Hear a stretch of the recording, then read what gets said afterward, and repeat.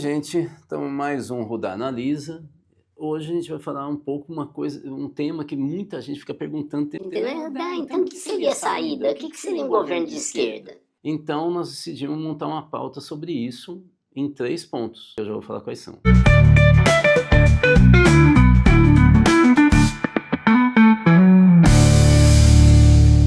A gente ficou muito impressionado com essa notícia de que o Bolsonaro e a família Bolsonaro, eles conseguiram movimentar 40 milhões de reais em 2 anos e tudo com Pix. Eu falei, pô, se ele consegue, por que não nós? Então dá uma olhada agora na tela, o nosso número aí no Pix, nossa chave de entrada. E aí, se você quiser contribuir para que a gente chegue aos 40 milhões ou 50 milhões, a gente não tem limite para nós. Não é como os bolsonaristas que tem limite de 40 milhões. A gente está aberto a tudo aquilo que vocês quiserem, não há problema nenhum. O mais importante para nós é criar uma comunidade. Pega agora o número aí do WhatsApp aqui embaixo e manda, o que é esse negócio de clube cultivo? No Google Meet a gente faz análise de conjuntura também, com a minha participação, a participação da Mafê e do Leandro, diretamente no Google Meet, não é aberto para todo mundo que quiser participar, é só para associado. A gente pede para você pegar e entrar em contato com a gente através do chat, do YouTube, que a gente tem canal, do Instagram, do podcast,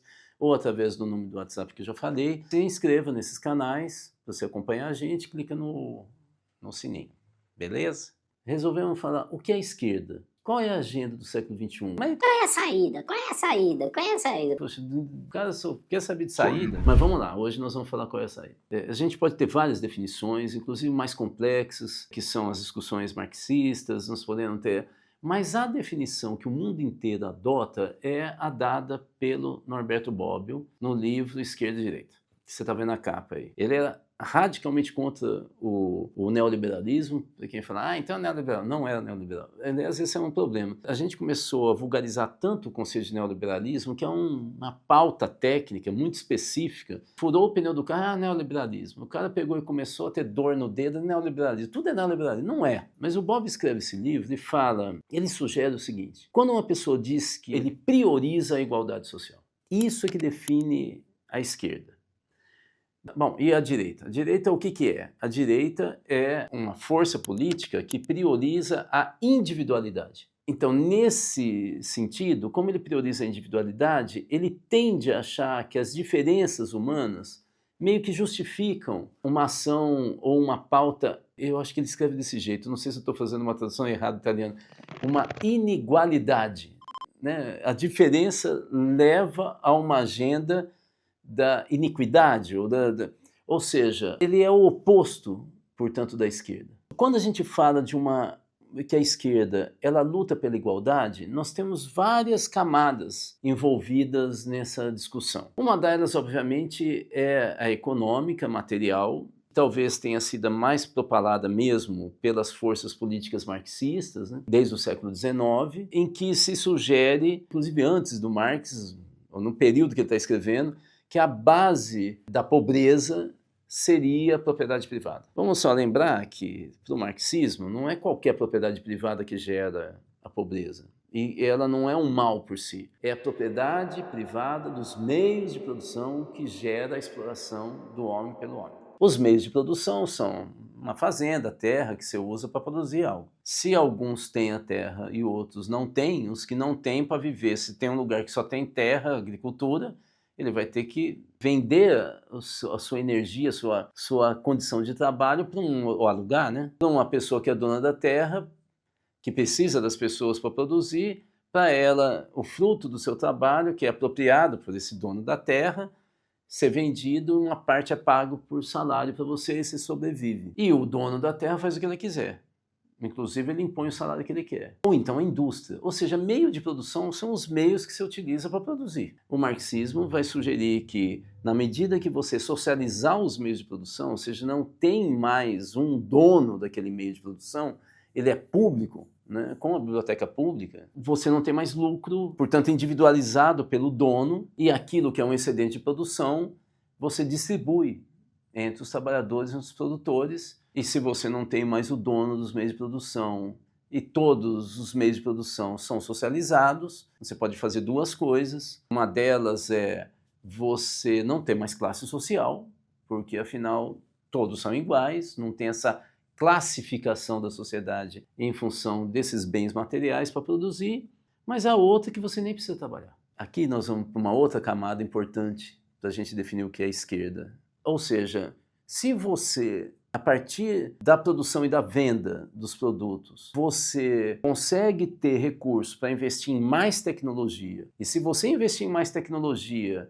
você tem condições de produzir algo melhor em menos tempo, você não vai precisar mais daqueles operários trabalhando 8 horas por dia. Então, a esquerda sempre falou em redução da jornada de trabalho, sem redução de salário, porque as novas tecnologias seriam capazes de produzir até mais do que a gente produzia no ano passado, até com mais qualidade, num tempo menor.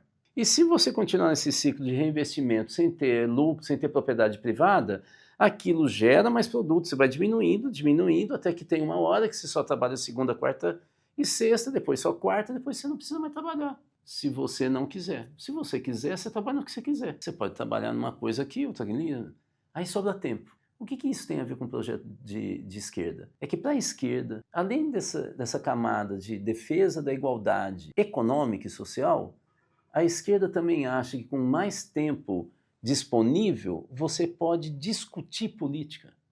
Você pode discutir políticas públicas. E ao discutir políticas públicas, você também vai diminuindo o papel do Estado, da burocracia, daquele equipamento administrativo que tem pessoas lá dentro que dominam o orçamento público, que dominam o que se tem que fazer.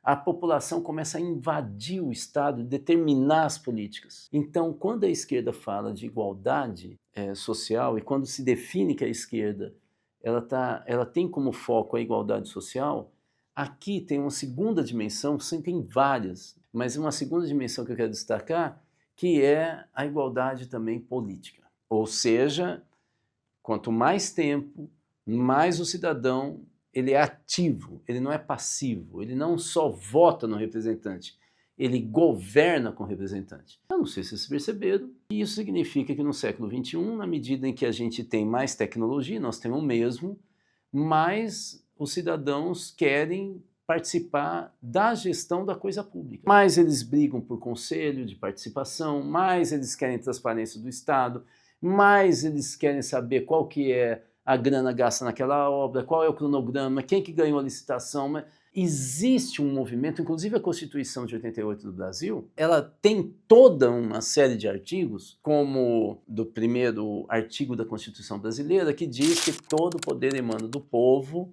através dos seus representantes e diretamente. Isso é novo. Em nenhuma outra Constituição brasileira se falava que o poder popular ele se dá também diretamente. Diretamente eu governo com quem eu elejo. Isso chama-se, tecnicamente, cidadania ativa. Não passiva, que eu só voto e depois fico quietinho. Tem o artigo 14, que fala de plebiscito. Leia o artigo 14, ele é muito interessante da Constituição. 204, ou seja, a Constituição brasileira está recheada de temas e de leis, de artigos, de regras que dão a condição para o cidadão ele não ser passivo. Ele está dentro do Estado, decidir sobre o dinheiro, que afinal de contas é dele mesmo. Aí vocês vão falar, então quer dizer que na Constituição tinha gente de esquerda? Tinha. Esses artigos foram elaborados exclusivamente por gente de esquerda, ou do campo progressista. Claro que tem uma série de outros artigos que não são de esquerda, não era uma constituinte só de esquerda. Mas aqui tem um viés de esquerda muito claro. Essa é a primeira questão. Não sei se ficou claro, então, quando a gente fala o que é esquerda, nós estamos falando de uma filosofia, de uma concepção política, de uma visão de mundo, de uma força política ou de forças políticas que tem como questão central e objetivo, estratégia geral, política e social, a igualdade, a luta pela igualdade. Quanto mais iguais nós formos formalmente, ou seja, com potencial de decisão, porque nós somos diferentes, né? Mais nós estaremos alcançando o ideal de esquerda. Deixa eu só fazer um parênteses aqui. Tem gente que fala assim, os esquerdistas, quem é de esquerda não gosta de ser chamado de esquerdista. Gosta de ser chamado de esquerda. Que o esquerdismo aqui é pejorativo historicamente. Não é só no Brasil, mas principalmente no Brasil. A direita que chama de quem é de esquerdista, como se fosse assim, paraquedista, como se fosse meio campista, então, assim, engloba todo mundo. E quando eu falo de esquerda, eu estou me referindo a um projeto que ele pode ser plural. Ele tem o foco da igualdade, mas ele pode ter camadas, entende? Ele sugere uma pluralidade, uma visão um pouco mais aberta, né? Esquerdista parece que faz parte de um time de futebol, uma torcidinha, entendeu? Bom, depois eu posso falar um pouco mais como que isso também é uma forma pejorativa, às vezes, de falar de outras condições humanas, inclusive de sexualidade, mas não vou entrar nesse detalhe. Dito isso, então, vamos para a pauta do século XXI. O século XXI tem uma série de pautas muito importantes, mas, sem dúvida alguma, tem algumas que são centrais. Então, vamos lá. Uma delas que me parece evidente, que a gente vem discutindo no mundo todo, é a questão do ambientalismo.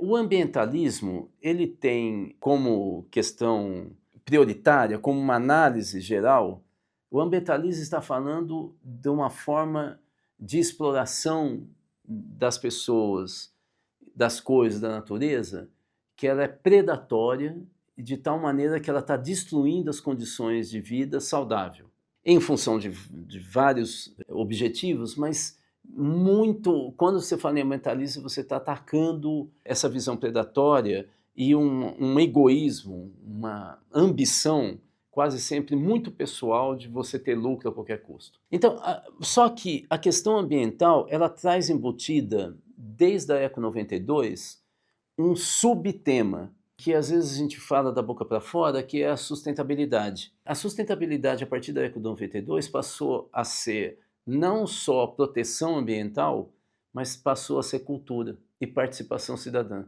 Olha que interessante. O que a Eco 92 falou? Para um governo desenvolver uma política sustentável, que se sustente ao longo do tempo e que ele garanta uma condição de vida de alta qualidade, sem explorar a natureza a ponto da gente ir dilapidando a natureza, ela não dá mais condição daquilo que eu tenho hoje se perpetuar para outras gerações. Para que eu tenha sustentabilidade, eu tenho que também ter envolvimento das comunidades, dos seus valores, e não só uma ação de cima para baixo, mas uma leitura das pessoas que querem sobreviver, que querem explorar a natureza, que consiga, portanto, casar com os interesses da preservação. Sustentabilidade é também conversar com os agentes sociais e que eles também sejam corresponsáveis por uma nova visão de desenvolvimento que não seja predatória. Daí foi se desenvolvendo esse conceito de sustentabilidade que eu acabei de falar para uma visão de good governance. É um conceito central do Banco Mundial, da ONU e assim por diante. O que está se falando de bons governos, né? Ou de boas iniciativas de governo? Nesse aspecto específico da sustentabilidade é a ideia de que um bom governo ele está ouvindo e conversando diretamente com cidadãos para discutir políticas e monitorar resultados de políticas. A ideia é, se eu converso antes, desde o início, sei como que tem que ser a obra, que tipo de investimento, se aquilo é prioritário, qual o lugar daquela obra, qual o método de desenvolver aquela obra, informação para a população, o tempo inteiro avaliando junto, eu gasto menos do que fazer uma obra inteira de cima para baixo e depois criar um impacto social, ambiental, que eu tenho que corrigir tudo de novo, ou a obra fica parada, ninguém mais usa. Entendendo que a ideia ambientalista ele tem em si uma série de decorrências muito sofisticadas. Esse é um dos temas. Há um segundo tema, que eu vou colocar como tema, mas são várias, são as pautas pós-materiais. O que são as pautas pós-materiais? São aquelas que, em função das novas tecnologias, de novas formas de inserção dos cidadãos no mundo de sofisticação cultural, de informação tal, elas não estão ligadas somente à sobrevivência material. Água, moradia, alimentação, saúde, mas eles estão ligados também a questões mais difusas e abstratas, direitos difusos. A questão à cultura, a um bem-estar geral, a própria informação, capacidade de eu controlar autonomamente um território e assim por diante. Essas pautas pós-materiais, elas estiveram muito presentes nas manifestações de junho de 2013. Mas elas estiveram presentes em muitas outras manifestações do século XXI. Elas não estão falando só da condição material da sobrevivência, mas elas estão falando de um outro patamar da humanidade, principalmente focada nas novas tecnologias. Essa é uma agenda que cada vez mais as novas gerações estão falando. Aquelas gerações que ficam o tempo inteiro no celular. Celular, no século XXI, está cada vez mais claro, é uma necessidade, que não havia no século XIX e no século XX. Com o celular, eu me relaciono com as pessoas. Eu tenho mais segurança. Eu posso ter um aplicativo, inclusive, que me dá a condição de conversar diretamente com policiais, com sistemas de segurança do bairro, quando eu me vejo ameaçado, que eu possa acessar um SAMU. Então veja que nós estamos numa condição tecnológica diferente, que não é só a questão da sobrevivência, se ampliou, e a necessidade é outra no século XXI. E a última questão, eu poderia entrar para a segurança e outras questões, mas a última questão que eu queria estar destacando aqui, que é a agenda do século XXI, a minha sobrevivência física. Eu poderia falar o trabalho, mas eu vou falar mais de renda e estabilidade pessoal e familiar.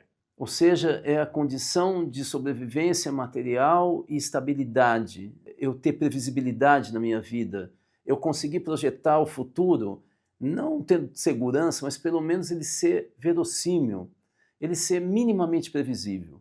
Isso tem a ver, obviamente, com segurança, mas tem a ver também com as condições que eu estabeleço no século XXI para eu conseguir me inserir de maneira equilibrada e saudável na vida social. E eu ter acesso às benesses desse desenvolvimento.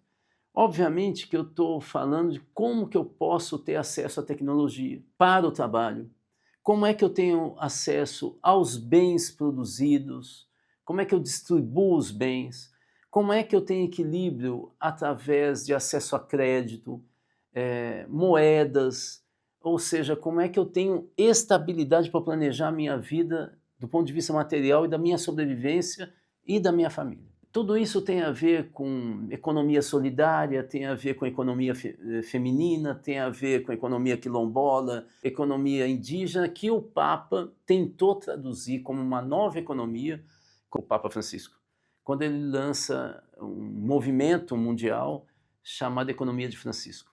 Ali está embutido uma nova forma de economia que ela, ao mesmo tempo, ela é ambientalista, mas ela pensa a coletividade, o indivíduo, como unidades da sociedade que tem que ser protegido, mas mais do que isso, tem que ser inserido de uma maneira solidária e estável de vida. Esses são os 3 grandes temas que eu diria, que eu destacaria nesse momento. Claro que tem outros. Você deve estar falando. Não vai falar de tal coisa? Claro, tem outros, mas eu quero destacar 3. Para quê? Para fechar o haikai. O que é um governo de esquerda? Um governo de esquerda é um governo, nesse momento do século XXI, é um governo que ele mantém o princípio, que é da defesa da igualdade, e que busca trazer essas noções de desenvolvimento ambiental e sustentável, a questão do acesso às novas tecnologias, da estabilidade, ou seja, aqueles temas que eu acabei de citar aqui para vocês, sob o guarda-chuva da igualdade. Eu não sei se vocês perceberam que um projeto desse é um projeto que tem que dialogar o tempo inteiro com as famílias e as unidades onde as pessoas moram, com a sua cultura, mas ela tem que financiar e estabelecer condições de estabilidade, de sobrevivência. Portanto, a esquerda do século XXI, ela não pode viver de marketing. E ela não pode simplesmente ficar atrás do voto e tentar ser palatável em função do desespero do momento. Porque a esquerda do século XXI, para que ela possa projetar e continuar projetando um futuro de igualdade, que seja mínima, mas que seja de igualdade, que a distância de vida entre uma pessoa, a qualidade de vida, e outra, não seja tão enorme a ponto de parecer que nós somos de 2 espécies diferentes. A partir daí, ela não pode ficar no pequeno, mas ela tem que beber do pequeno. Ela tem que vincular, portanto, o global e um projeto utópico com essas condições de vida muito específicas em que o Estado qualifica e unifica o diferente. Aquilo que Paulo falou um dia, que o Marx roubou dele, mas não pagou royalties, que é como construir a unidade, esse projeto utópico da igualdade, na diversidade. A leitura das culturas e inserções territoriais específicas, mas que a diferença, ao contrário dos liberais, ela não seja base para as desigualdades. As diferenças sejam formas de inserção que são apoiadas por um projeto político, social e econômico que gere uma universalidade. Isso significa uma superação do foquismo. Isso significa uma superação de políticas focalizadas em grupos que estão marginalizados. Isso significa políticas universais porque ela está baseada numa utopia. Difícil, não é?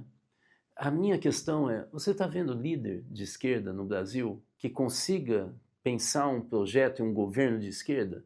Ou a gente está meio que copiando da direita, ou então a gente já só fala de uma questão abstrata, ou continua falando do século XX, ou de um mercado de trabalho do século XIX. Veja que a gente está precisando fazer um grande debate para a gente achar que tem um monte de gente toda hora falando Cultiva, qual é a saída? A saída não vai ser fácil, mas a gente tem que estar à altura dos desafios do século XXI, que são totalmente diferentes, e ao mesmo tempo continuar dizendo nós somos de esquerda e nós não temos vergonha de dizer que nós somos de esquerda. É isso, gente. É o começo da conversa. Divulgue o link para a gente continuar essa conversa, o link desse Ruda Analisa. Se inscreva nos nossos canais. Quer contribuir? Tem aí de novo a chave Pix. Mande perguntas, questões, comentários, seja através do chat dos canais, seja através do número do nosso WhatsApp. Tchau, tchau, Bambina. Esse programa é um oferecimento do Instituto Cultiva, mais de 20 anos com foco na educação para a cidadania e participação social.